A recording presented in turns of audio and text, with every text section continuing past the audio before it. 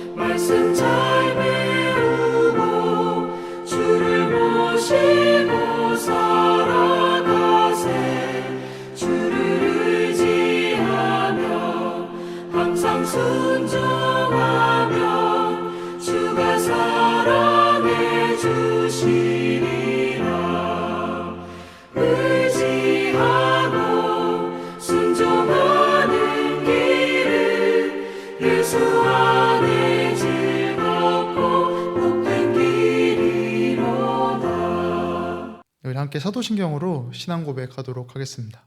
전능하사 천지를 만드신 하나님 아버지를 내가 믿사오며 그 외아들 우리 주 예수 그리스도를 믿사오니 이는 성령으로 잉태하사 동전녀 마리아에게 나시고 본디오 빌라도에게 고난을 받으사 십자가에 못 박혀 죽으시고 장사한 지 사흘 만에 죽은 자 가운데서 다시 살아나시며 하늘에 오르사 전능하신 하나님 우편에 앉아 계시다가 저희로서 산자와 죽은 자를 심판하러 오시리라. 성령을 믿사오며 거룩한 공회와 성도가 서로 교통하는 것과 죄를 사하여 주시는 것과 몸이 다시 사는 것과 영원히 사는 것을 믿사옵나이다. 아멘. 우리 오늘 함께 나눌 말씀은 민수기 27장입니다. 민수기 27장 16절과 17절입니다. 네, 우리 두 절 말씀 함께 고백하도록 하겠습니다. 여호와 모든 육체의 생명의 하나님이시여 원하건대 한 사람을 이 회중 위에 세워서 그로 그들 앞에 출입하며 그들을 인도하여 출입하게 하사 여호와의 회중이 목자 없는 양과 같이 되지 않게 하옵소서. 모세는 하나님의 명령대로 이스라엘 백성들을 애굽 땅에서 나오게 했지만 그가 범한 죄로 인해서 가나안 땅에는 들어가지 못하게 되었습니다. 그래서 오늘 본문 앞부분에 하나님은 모세에게 이제 가나안 땅을 보여주면서 그 임무를 다 했음을 이렇게 말해주시고 이제 곧 모세도 이제 죽게 될 것을 말씀하시는데요. 그런데 그 이야기를 들은 모세는 하나님께 좀 간절한 부탁 하나를 하게 됩니다. 바로 새로운 리더를 세워달라는 부탁을 합니다. 모세 자신이 곧 떠나니 모세 안에 이스라엘 백성들을 향한 어떤 좀 염려가 있었던 것 같아요. 그래서 모세는 이제 오늘 이렇게 표현을 하는데 17절 중간부터 보시면 여호와의 회중이 목자 없는 양과 같이 되지 않게 하옵소서 이렇게 표현을 하죠. 목자 없는 양이 되지 않게 해달라 이렇게 표현을 합니다. 양은 잘 알다시피 연약한 동물 아니겠어요? 스스로 자신의 목숨을 이렇게 지키기 힘든 그런 동물이 바로 양입니다.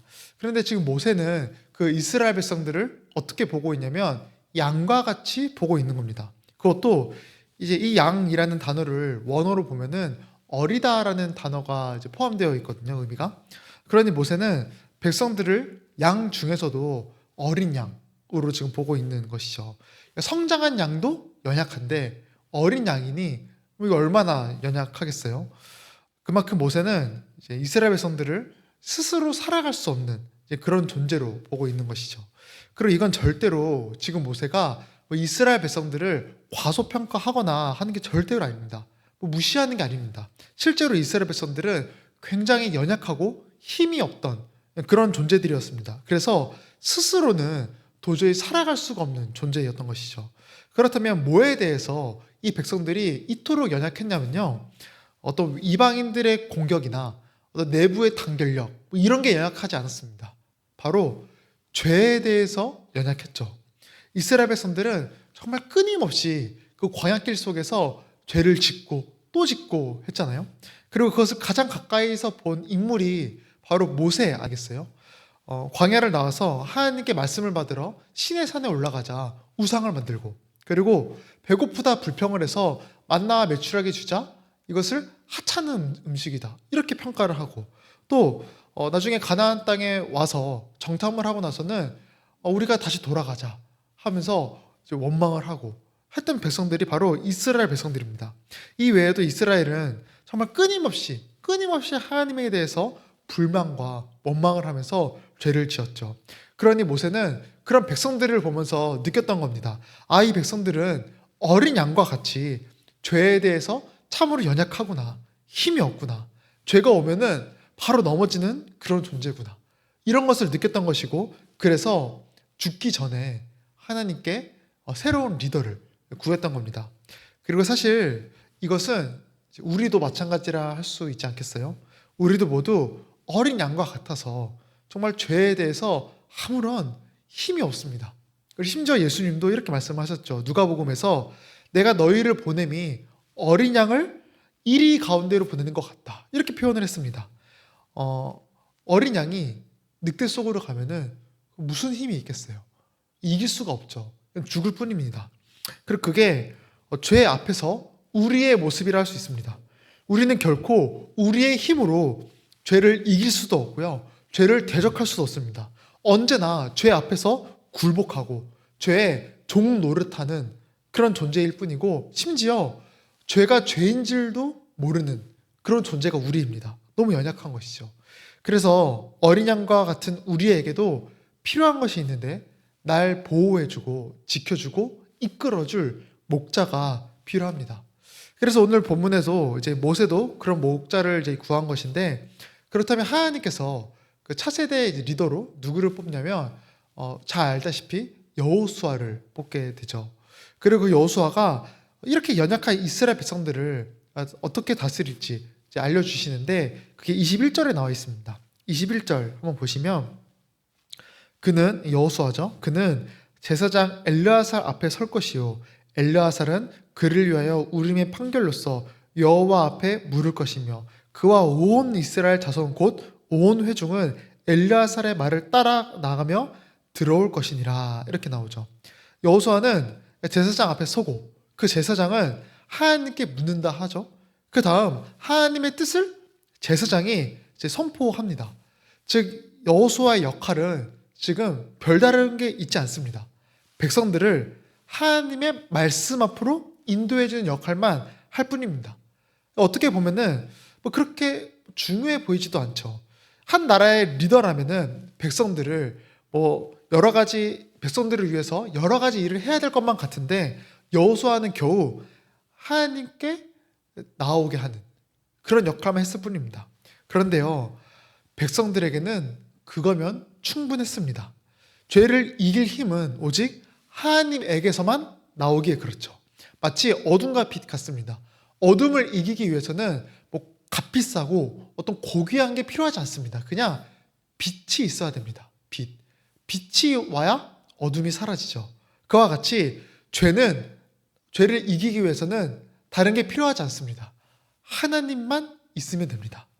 그러니 죄에 연약한 이스라엘 백성이 죄를 이길 힘은 여호와만 있으면 되니 여호수아의 역할은 하나님께 인도하는 것, 그것만 하면 되는 것이죠. 그리고 이것은 우리 모두 동일하다 할 수 있습니다.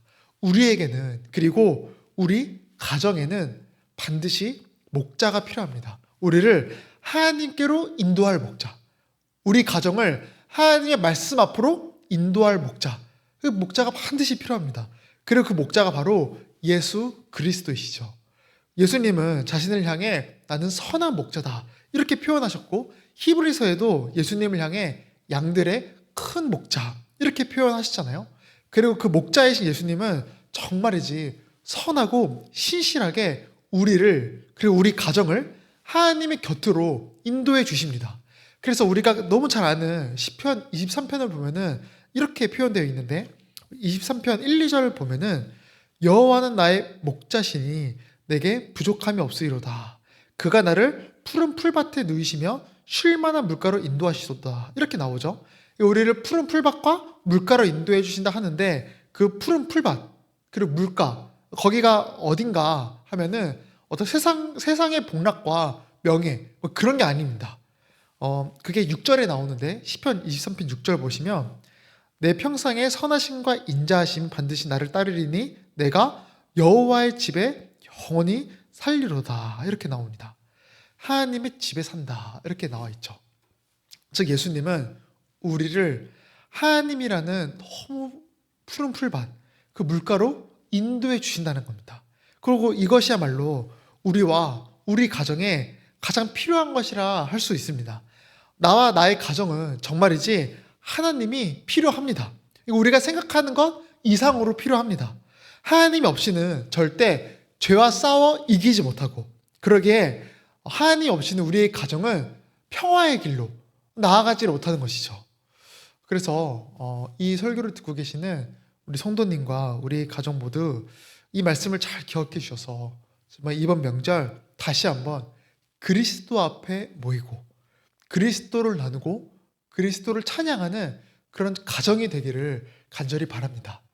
우리 가정이 그리스도라는 목자를 만나야 참 평화가 깃들고 정말 악에서 벗어나요. 정말 의의 길로 가는 그런 가정이 되기에 그렇죠. 기도하겠습니다. 하나님 아버지, 우리가 오늘 말씀을 통하여서 우리에게는 정말 선한 목자인 예수 그리스도가 필요함을 나눠보았습니다. 우리 가정이 다시 한번 예수 그리스도를 만남으로써 주님 앞에 나아가게 하시고 여호와의 집에 머물게 하시고 정말 우리의 푸른 물가, 초장과 푸른 물가가 되시는 그 하나님을 만나는 그런 가정이 될 수 있도록 아버지, 우리의 가정을 붙잡아 주시고 주님을 만나는 우리 가정이 될 수 있도록 인도하여 주시옵소서. 예수님의 이름으로 기도합니다. 아멘. 하늘에 계신 우리 아버지여, 이름이 거룩히 여김을 받으시오며 나라에 임하옵시며 뜻이 하늘에서 이룬 것 같이 땅에서도 이루어지이다. 오늘날 우리에게 일용할 양식을 주옵시고 우리가 우리에게 죄 지은 자를 사하여 준 것 같이 우리 죄를 사하여 주옵시고 우리를 시험에 들게 하지 마옵시고 다만 악에서 구하옵소서.